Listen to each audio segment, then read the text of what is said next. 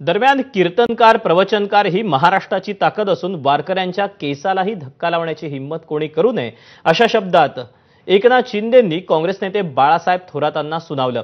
कीर्तनकार संग्राम भंडारेंनी केलेल्या वक्तव्यामुळे सध्या संगमनेरमध्ये काँग्रेस आणि महायुतीमध्ये जोरदार धुसफूस सुरू आहे। शिवसेनेचे आमदार अमोल खताळ यांना निवडून दिल्यानंतर निवडणुकीनंतर पहिल्यांदाच एकनाथ शिंदेंनी मतदारांचे आभार मानण्यासाठी अहिल्यानगरमध्ये सभा घेतली।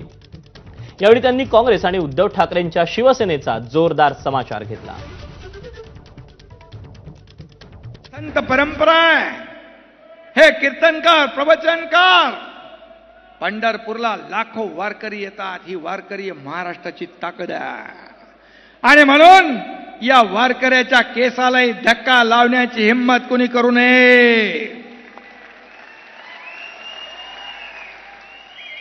मी यापूर्वी देखील मुख्यमंत्री असतानाही बोललो, आजही बोलतो, या वारकऱ्यांच्या पाठीशी आम्ही खंबीरपणे उभे आहोत, कारण हा वारकरी एक महाराष्ट्राची परंपरा आहे।